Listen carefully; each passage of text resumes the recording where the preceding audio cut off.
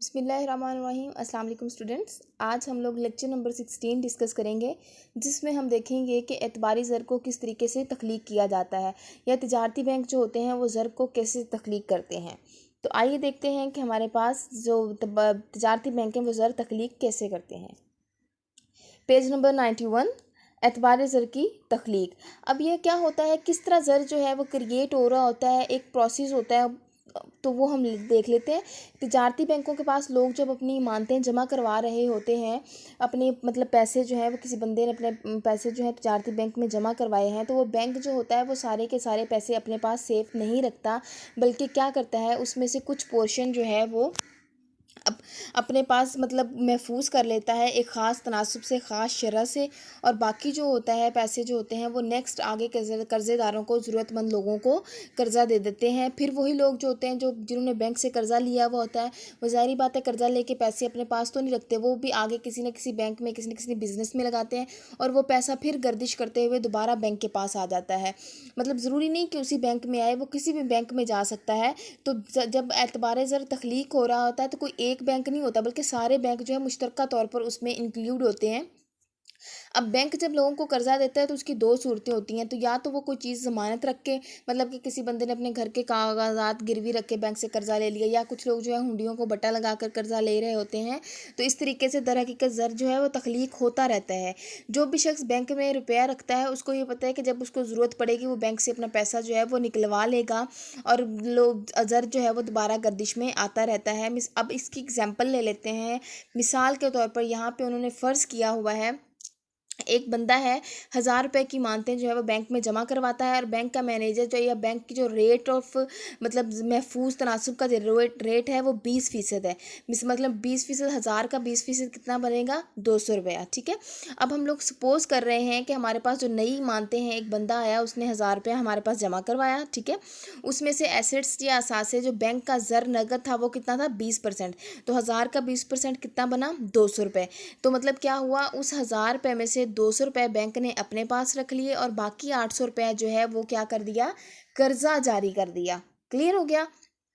अब तो 1,000 रुपये में से 200 रुपये बैंक के पास हो गया, और 800 रुपये किधर चला गया, कर्जेदारों को दे दिया।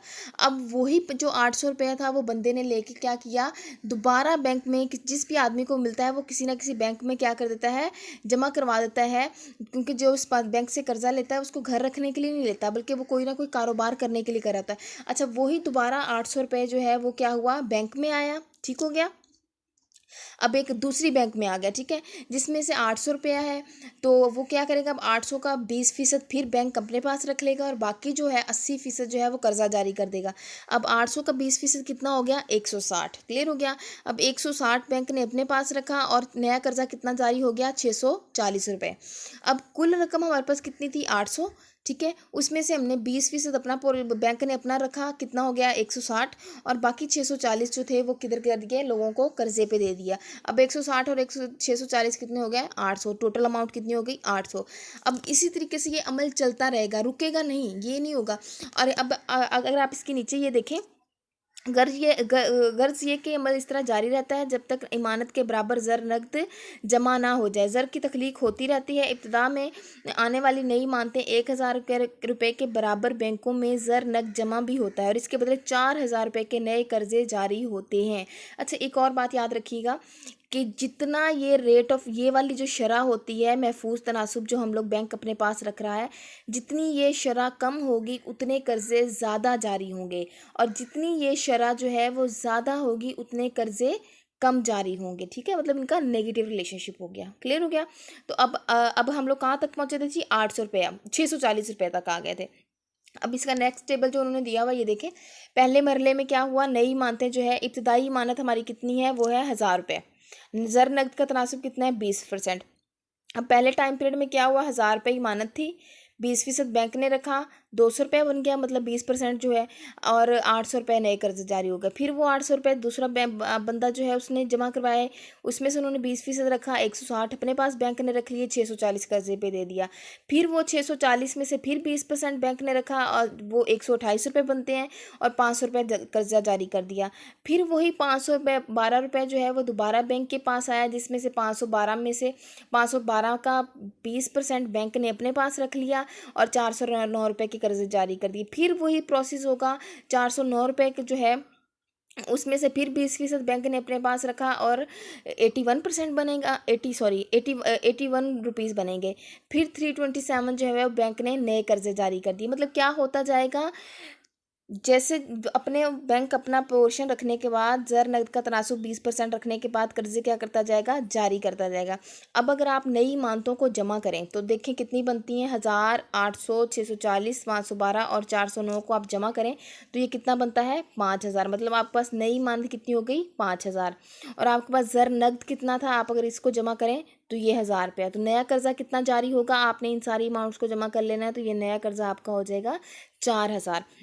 इसका मतलब क्या हुआ कि नई इमारतों के मुकाबले में किस कदर ज़र जारी हो सकता है, इसका दारोमदार इसी बात पर है कि बैंक का ज़र नकद का रेट क्या है। वही बात जो मैंने अभी आपको पीछे बताई थी कि जितना ये तनासुब ज़्यादा होगा उतने कर्जे कम जारी होंगे, जितना ये ज़र का तनासुब कम होगा उतने पैसे या उतनी ज़र की तख्लीक क्या होगी, ज़्यादा होगी।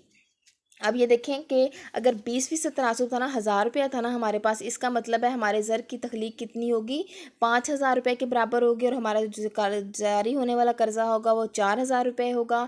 और जो हमारा नकद ज़र होगा, जो 1000 रुपया बैंक के पास रह जाएगा, वो कितना है, वो 1000 रुपये। अच्छा, अब इस एतबारी ज़र की तख्लीक का एक फॉर्मूला भी है, वो भी आप लोग देख लें कि एतबारी ज़र की तख्लीक का फॉर्मूला है नई इमानत। अब नई इमानत कितनी है हमारे पास, 5000, ठीक हो गया। और ज़र नकद का तनासुब कितना है, 20%, ठीक है। या तो आपको इस तरीके से आप इसको सॉल्व कर लें, या फिर इसका दूसरा फॉर्मूला ये है कि नई इमानत मल्टीप्लाई बाय 1 डिवाइडेड बाय ज़र नकद का तनासुब। अब नई इमानत कितनी है आपके पास, 1000 रुपये। आप इसको अपनी नोटबुक पे करके देखें, 1000 रुपये, ठीक है। और उसके बाद 1 आ जाएगा, ज़र नकद का तनासुब कितना है, 20%। अगर आप इसको सॉल्व करें तो आपके पास आंसर आएगा वो 5000 रुपीज़ आएगा। इसका मतलब ये हो गया कि अगर 20% ज़र नकद का तनासुब हो तो 100 रुपये की नई इमारतों की वजह से कितना ज़र तख्लीक होगा, 5000 रुपये के बराबर ज़र तख्लीक होगा, जिसमें से 4000 रुपये के नए कर्जे जारी हो चुकेंगे और जबकि असल इमानत जो 1000 रुपया बैंक के पास जो है वो मौजूद रहेगा। क्लियर हो गई यहाँ तक बात। अच्छा, इसके बाद है इसकी लिमिटेशंस। मतलब कोई भी बैंक अगर ज़र जो है वह एतबारी ज़र जो है वो जारी कर रहा है या कर्ज़े जारी कर रहा है, वो बगैर किसी लिमिटेशन के नहीं करता। उसकी कोई ना कोई पाबंदियाँ होती हैं, उसकी कोई ना कोई पॉलिसीज़ होती हैं जिसके अकॉर्डिंग वो उनको पॉलिसीज़ को फॉलो करके हुए करता है। मतलब अब इन पाबंदियों को हम लोग हदूद बोलते हैं या बंदिशें बोलते हैं। तो आइए देखते हैं कि एतबार ज़र की तख्लीक की पाबंदियाँ कौन कौन सी हैं। अच्छा, इसमें अब सबसे पहले जो है आपकी लिमिटेशन में है वो डिमांड फॉर कैश मनी, कि ज़र नकद की ज़रूरत है। अब लोगों के पास जितना पैसा होता है वो सारे का सारा बैंक में डिपॉजिट नहीं करवा देते, बल्कि वो क्या कर रहे होते हैं, अपनी ज़रूरियात ज़िंदगी पूरा करने के लिए अपने पास कुछ ना कुछ पैसे रख रहे होते हैं। जिस तरह आपने पढ़ा था ना केन्स, ज़र नकद में केन्स का नज़रिया, तो केन्स ने कहा था कि लोग अपनी ज़रूरियात ज़िंदगी के लिए भी पैसे रख रहे होते हैं, नागानी हालात के लिए भी रख रहे होते हैं, प्रिकॉशनरी मेजर्स आ जाएंगे, सॉरी, जिस तरह अचानक कोई नागानी हालात, ये होता है ना कि अचानक किसी का एक्सीडेंट हो गया है, कि बीमारी आ गई, अपने फ्यूचर को सिक्योर करने के लिए रख रहे होते हैं। तो लोग अपने पास पैसा जो है वो सारे का सारा बैंक में जमा नहीं करवाते। तो मतलब इस वजह से वो क्या होते हैं, ज़र की तख्लीक जो होती है वो महदूद हो जाती है, क्योंकि लोग सारा पैसा तो बैंक में नहीं जमा करवा रहे ना, जो उनका बकाया रकम होती है, जो उनकी सेविंग्स होती हैं वो जमा करवाते हैं, ठीक है। फिर है ज़मानतों की किल्लत, क्योंकि बैंक जब कर्जा जारी करता है तो वो लोगों से, अभी हमने पीछे पढ़ा है कि लोगों से ज़मानतें लेता है, ज़मानत की बिना पर वो कर्जा जारी करता है। अब लोगों के पास कुछ ज़मानत देने के लिए, गारंटी देने के लिए कोई चीज़ें नहीं भी होती हैं, तो वो क्या कर रहे थे, इस तरीके से जो आपकी ज़र की तख्लीक होती है ना वो महदूद हो जाती है। क्योंकि अगर जिन लोगों के पास ज़मानत के लिए कोई चीज़ नहीं होगी तो बैंक उनको कर्जा प्रोवाइड नहीं करेगा।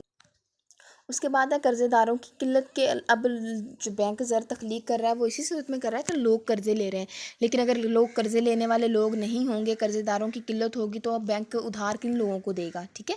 तो वो फिर ज़र की तख्लीक जो होगी वो महदूद हो जाएगी, मतलब वो एक हद से ज़्यादा जो है वो नहीं हो सकती। कर्ज़ेदारों की किल्लत की वजह से भी आपके ज़र की तख्लीक जो होती है वो नहीं हो पाती। मरकज़ी बैंक की पॉलिसी, अब कोई भी बैंक है, तजारती बैंक है, तो वो क्या करेगा, मरकज़ी बैंक की पॉलिसीज़ के अकॉर्डिंग काम कर रहा होता है। अब मुल्क की हालात क्या हैं, आया मुल्क में अफरात ज़र है या तफरीत ज़र है। सपोज़ दैट अगर मुल्क में पहले ही अफरात ज़र मौजूद है तो मरकज़ी बैंक क्या करेगा, ज़र की मिकदार को कंट्रोल करेगा। जब वो ज़र की मिकदार को कंट्रोल करेगा तो वो जो पॉलिसीज़ अपनाएगा वो टाइट किस्म की पॉलिसीज़ होंगी। जब टाइट किस्म की पॉलिसीज़ होंगी तो ज़र की तख्लीक ऑटोमेटिकली क्या हो जाएगी, कम हो जाएगी। फिर इसके बाद है ज़र नकद का तनासुब, वही बात जो हमारा 20% रेशो थी बैंक ने अपने पास रखी थी। अगर वो रेशो ज़्यादा होगी तो ज़र की तख्लीक कम होगी, अगर वो रेशो कम होगी तो ज़र की तख्लीक क्या हो जाएगी, ज़्यादा हो जाएगी। फिर है तजारती बैंकों का इज्तमाही अमल, कि कोई भी बैंक जो है वो, अगर तजारती बैंक जो है सारे मिलकर एक अमल कर रहे होते हैं, कोई एक बैंक जो है वो ज़र तख्लीक नहीं कर रहा होता, बल्कि एक सब बैंकों का क्या होता है, मुश्तरका अमल होता है। ठीक है, हर बैंक जो है वो अपना ज़र तनासुब रख के बाकी पैसे जो हैं वो कर्ज़े पर जारी कर देता है। इसलिए ज़र की तख्लीक जो होती है वो किसी एक बैंक के अमल से नहीं होती, बल्कि सबके बाहमी अमल से होती है। फिर नई मानतों की मिकदार, नई मानतें जिस तरह वो हमारे पास 1000 रुपये या 5000 रुपये जो नई मानत आई थी वो थी, तो अगर जिस कदर आपके पास नई मानतें ज़्यादा होंगी, बैंकों को जो कर्जा जारी करने की इस्ताद इतनी ही मजबूत होगी, इस तरह एतबार ज़र भी तख्लीक भी ज़्यादा होगा। लेकिन अगर क्या होगा, ये मानतें कम हो जाएंगी तो ऑटोमेटिकली आपके पास कुछ ज़र की तख्लीक क्या हो जाएगी, कम हो जाएगी। फिर माशी हालात भी हैं कि मुल्क के माशी हालात कभी भी एक जैसे नहीं रहते। जिस तरह आजकल आप देखें कोरोना सीज़न जो है, कोविड 2019 की वजह से आपकी माशी हालात जो हैं वो डाउन हो चुके हैं, रेट ऑफ इंटरेस्ट कम हो चुका है। तो ये सारी चीज़ें जो होती हैं, अगर सपोज दैट मुल्क में अफरात ज़र आ जाए या तफरीत ज़र आ जाए, जंग लग जाए, कहत साजी आ जाए, सैलाब आ जाए, तो ये सारी चीज़ें क्या कर रही होती हैं, आपके माशी हालात पे इफ़ेक्ट कर रही होती हैं। तो जैसे जैसे मुल्क में तो माशी हालात में उतार चढ़ाव आता रहेगा, इसी तरह एतबारी ज़र की तख्लीक में भी क्या होता जाएगा, उतार चढ़ाव आता जाएगा। क्लियर हो गया? ये था आज का आपका टॉपिक कि एतबारी ज़र को कैसे तख्लीक किया जाता है और इसकी हदूद या बंदिशें क्या होती हैं। ठीक है, अगर कोई चीज़ समझ नहीं आई तो आप लोग व्हाट्सएप पे भी क्वेश्चन आंसर कर सकते हैं, और इसके अलावा आप यूट्यूब पेज पे भी जाके इसको देख सकते हैं और क्वेश्चन आंसर कर सकते हैं। Okay, good luck.